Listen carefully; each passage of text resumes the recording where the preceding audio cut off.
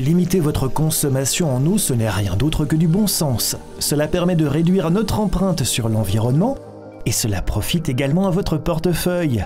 Debit TV a rassemblé les conseils les plus intéressants pour économiser l'eau chez vous à la maison. En préparant vos aliments, vous pouvez déjà gérer un éventuel gaspillage. Par exemple, faites cuire les aliments dans le moins d'eau possible, ce qui permet d'ailleurs de conserver davantage de nutriments. En principe, il n'est même pas nécessaire de jeter l'eau de cuisson après coup. Les pâtes et les légumes peuvent parfaitement se cuire dans la même eau de cuisson, ce qui vous permet de cuisiner autre chose. Ce qu'il faut éviter en revanche, c'est de réutiliser pour des soupes l'eau de cuisson des pommes de terre et d'autres légumes riches en nitrates. En effet, certaines substances libérées peuvent causer des problèmes de santé. De nombreuses personnes décongèlent les aliments surgelés avec un peu d'eau chaude. Et c'est inutile si vous anticipez.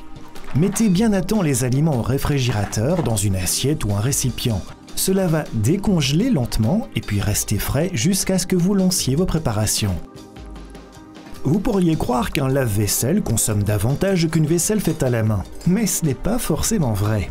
Un lave-vaisselle moderne, plein et en mode éco consommera moins d'eau que pour une vaisselle manuelle. Bien entendu, il vous faut entretenir correctement votre appareil pour qu'il fonctionne au mieux. Nettoyez donc régulièrement vos filtres et bacs à saleté et ajoutez du sel quand nécessaire. Un lave-vaisselle qui fonctionne correctement devrait tout nettoyer. Il n'est pas nécessaire de rincer toute la vaisselle sale avant de la mettre dans le lave-vaisselle.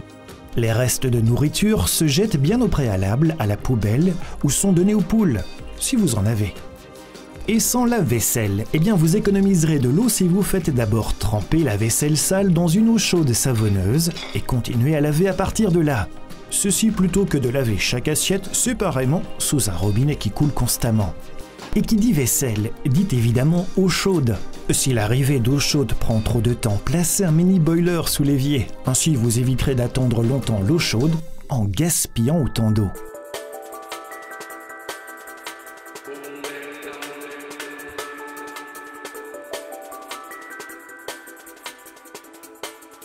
Une cause typique de consommation excessive d'eau, c'est une toilette qui coule constamment. Vous pouvez y remédier vous-même. Fermez le robinet d'arrivée et tirez la chasse pour évacuer l'eau du réservoir. Retirez le flotteur et sa valve et détartrez-les avec du vinaigre de cuisine, éventuellement avec un peu de bicarbonate. Si cela ne résout pas le problème, il se peut que le flotteur soit bloqué, ce qui fait que les toilettes continuent de fonctionner. Réglez le flotteur à l'aide de la vis de réglage. Une autre possibilité, c'est que le joint en caoutchouc de la valve du flotteur soit cassé. Dans ce cas, vous devez le remplacer. Et si malgré tout vos toilettes continuent toujours de couler après tout cela, eh bien remplacez le système de flotteur ou tout le mécanisme de la chasse d'eau, voire les deux. Bien sûr, vous pouvez aussi toujours faire appel à un plombier. Sachez aussi que les vieux modèles de toilettes évacuent en réalité beaucoup plus d'eau que nécessaire. Alors vous pourriez réduire le volume du réservoir en y ajoutant une brique ou une ou deux bouteilles. De cette façon, vous allez réduire d'environ 1 litre de consommation à chaque fois que vous tirez la chasse d'eau.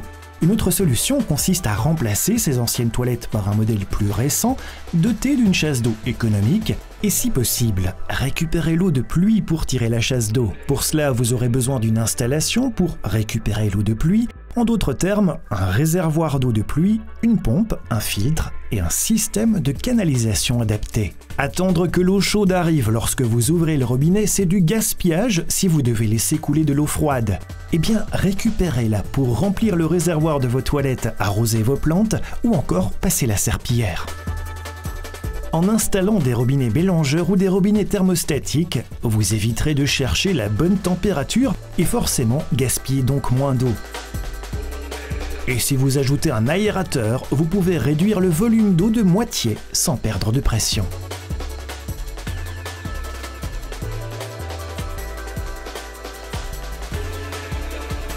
Un autre moyen tout simple d'économiser l'eau au quotidien consiste à limiter la durée de votre douche. En moyenne, 1 minute de moins sous la douche vous fait économiser 12 litres. Et si comme moi vous avez du mal à garder la notion du temps, alors installez un minuteur de douche. Ils sont résistants à l'eau et même équipés d'une alarme. Réduire la durée de sa douche, c'est une option. Une autre consiste à installer un pommeau de douche économe qui peut réduire de moitié la consommation d'eau tout en conservant le même confort. Une douche sera bien sûr toujours plus économe qu'un bain. Pour une baignoire dans votre nouvelle construction ou en rénovant, optez pour la plus petite taille possible. Préférez aussi un modèle disposant d'une bonne isolation structurelle afin que l'eau conserve sa chaleur plus longtemps pour éviter de devoir rajouter de l'eau chaude.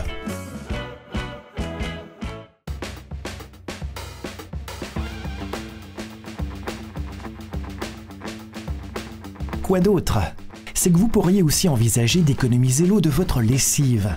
Tout d'abord, la taille du tambour peut faire une différence.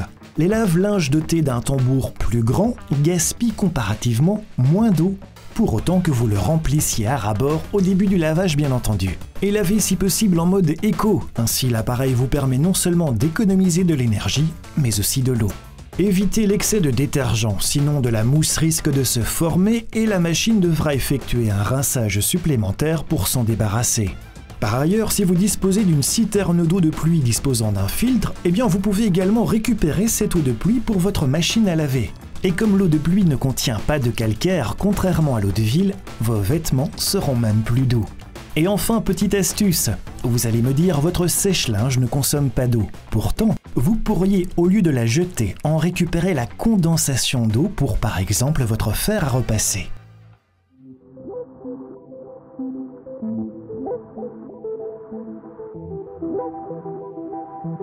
Au niveau du jardin, nous gaspillons souvent notre eau lorsque nous arrosons nos plantes. Et ce, paradoxalement, alors que les plantes meurent plus souvent d'un arrosage excessif que de sécheresse. En réalité, nos plantes se renforcent avec moins d'eau. Il est préférable de les arroser abondamment 1 à 2 fois par semaine, plutôt qu'un peu tous les jours. Arrosez aussi vos plantes aux heures les moins chaudes, donc tard le soir ou tôt le matin. Lorsque le soleil se fait plus discret, l'humidité reste davantage et forcément les plantes pourront mieux l'absorber. Votre méthode d'arrosage détermine également la quantité de gaspillage. Un arrosoir sera toujours préférable à un tuyau d'arrosage. Il est également préférable d'éviter un tuyau d'arrosage pour laver votre voiture. Optez plutôt pour un seau d'eau, ce qui vous offre une meilleure idée de la quantité nécessaire et réduit automatiquement le gaspillage. Une meilleure solution pour vos plantes, c'est un système goutte à goutte, jusqu'à 70% plus économique que la pulvérisation. Vous n'alimentez alors qu'une quantité d'eau nécessaire qui arrive exactement là où elle est requise, ce qui signifie également que votre arrosage s'effectue automatiquement et en permanence, vous ne devez plus y penser. Ce mur végétal ici que nous avons réalisé à partir de matériaux recyclés tels que des bouteilles en PET fonctionne sur le même principe et vous pouvez d'ailleurs retrouver ce projet sur notre site web. Et si possible, récupérez l'eau de pluie pour vos plantes. Un simple tonneau de pluie suffit pour récupérer l'eau de vos gouttières et bien sûr, il est même alors inutile de la filtrer pour arroser vos plantes. Un conseil pour ceux qui veulent profiter d'une belle pelouse, la tondre moins. Moins c'est le mot-clé. Moins souvent, moins court. De cette façon, la pelouse s'asséchera moins vite et puis demandera forcément moins d'eau. Mieux, répandez ensuite l'herbe de tonte sur votre pelouse pour empêcher l'humidité du sol de s'évaporer. Entretenir votre jardin vous permet également d'éviter un gaspillage d'eau. Par exemple, arracher les mauvaises herbes qui absorbent l'eau des autres plantes. En outre, le ratissage vous permet de casser la couche la plus dure du sol, ce qui va vous permettre de conserver un sol aéré et donc humide. Et vous pourriez également prévoir un paillage, ce qui permet de conserver l'humidité dans le sol.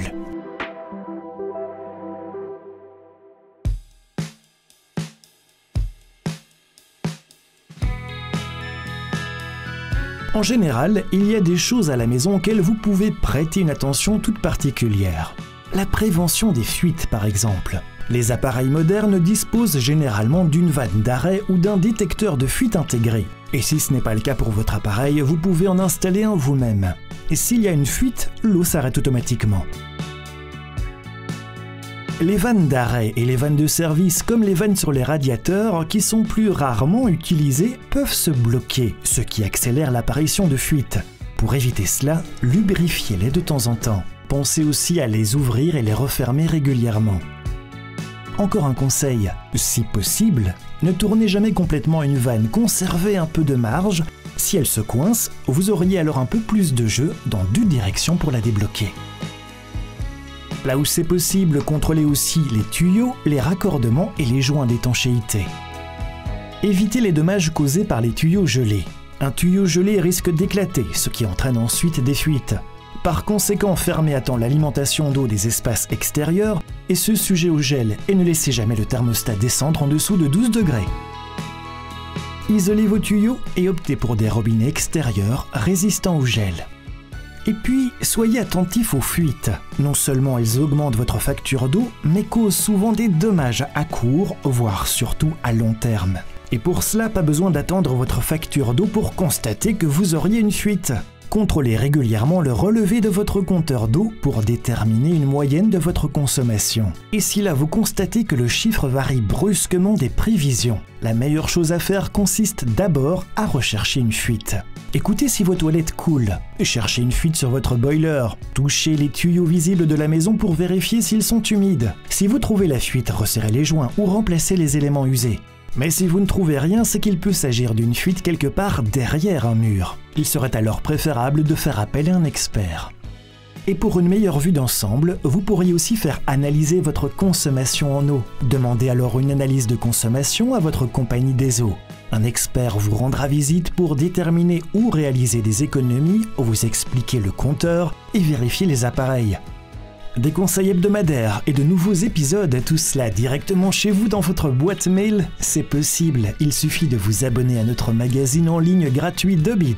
Et comme toujours, vous pouvez retrouver tous les épisodes sur notre site web.